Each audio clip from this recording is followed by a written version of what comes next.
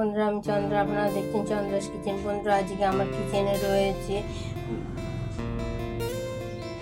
এঁচড়ের কোপ্তা। তাহলে চলুন বন্ধুরা দেখে নিই আজকে এঁচড়ের কোপ্তা রেসিপিটা। বন্ধুরা, এখানে আমি এঁচড়ের কোপ্তার জন্য এঁচড়গুলোকে ভালো করে কেটে ধুয়ে নিয়েছি, আর সঙ্গে নিয়েছি 3টে আলু। এবার আমি এঁচড় আর আলুগুলোকে একসাথে প্রেসার কুকারে সেদ্ধ করে নেব।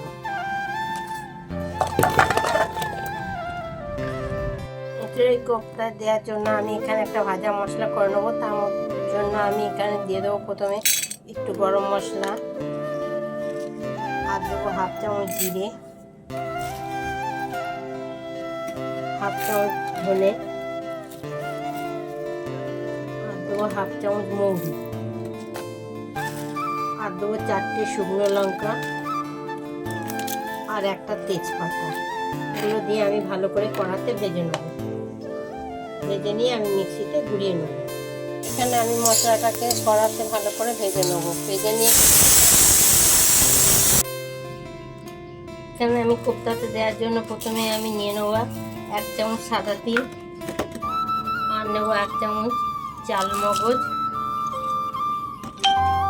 আর নেব 1 চামচ পোস্ত। এগুলোকে আমি ভালো করে শুকনো খোলায় একটু ভেজে নেব। আর নেব একটু আদা। আমি পোস্ত, চাল মগজ আর সাদা তিলের মধ্যে নিয়ে নেব কয়েকটা কাঁচা লঙ্কা, আর নেবো 8-10টা মতন কাজু বাদাম। নিয়ে আমি একসাথে এটাকে বেটে নেব। এই মশলাটার মধ্যে আমি 2 চামচ টক দই দিয়ে দেবো। দিয়ে একবারে মশলাটাকে আমি বেটে নেব। আমার এঁচড় আর আলুটা একসাথে সেদ্ধ করা হয়ে গেছে। এবার আমি মাখার জন্য এর মতো প্রথমে দিয়ে দেবো নুন, তারপর দেবো লঙ্কা,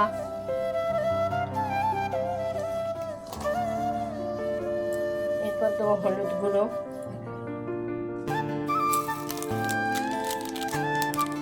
তারপর দেবো ধনের গুঁড়ো, আর দেবো 1 চামচ জিরের গুঁড়ো, আর দেবো কাঁচা লঙ্কা বাটা, আর দেবো সামান্য পরিমাণে চিনি, আর দেবো আদা বাটা। দিয়ে আমি ভালো করে মেখে নেব। এর মধ্যে আমি একটু বেসন দিয়ে দেবো।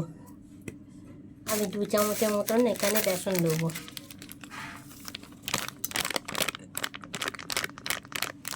দিয়ে আমি সবগুলোকে একসাথে মেখে নেব। আমার সব মশলাগুলো দিয়ে মাখা হয়ে গেছে। এবার আমি লাস্টে দেব ভেজে রাখা মশলাটা, দিয়ে আবার একটু ভালো করে মেখে নেব। এদিকে আমি একটা কড়াই বসিয়ে দিয়েছি, কড়াইয়ে তেল দিয়েছি, তেলটা গরম হয়ে গেছে। এবার আমি এঁচড়টাকে গোল গোল বল বল করে আমি তেলে ভেজে নেব।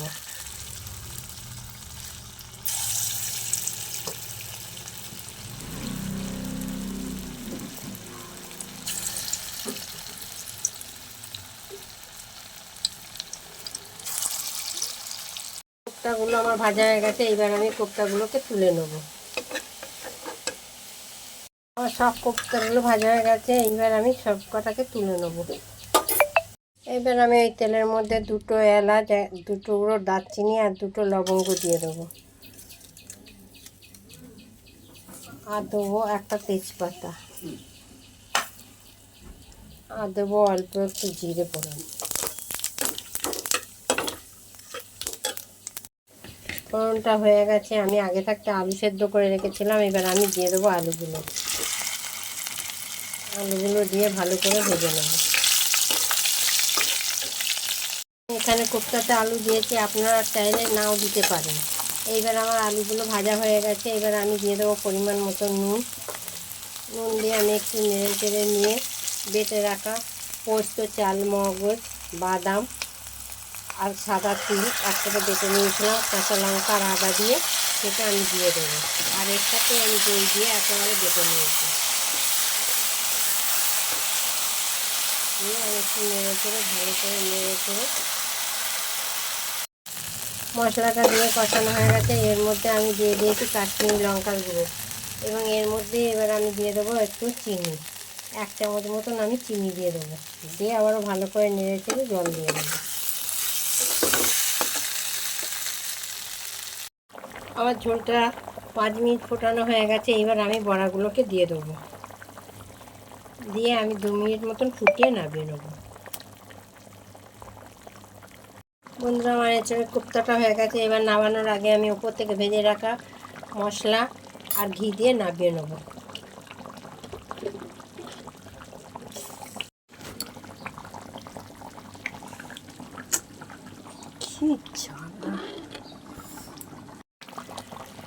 আর ঘি দিয়ে আমি নামিয়ে নেব। আমি প্রথমেই যে মশলাটা করে রেখেছিলাম ভাজা মশলা, সেটাই ছড়িয়ে দিলাম আর ঘি দিলাম, দিয়ে এবার নামিয়ে নেব।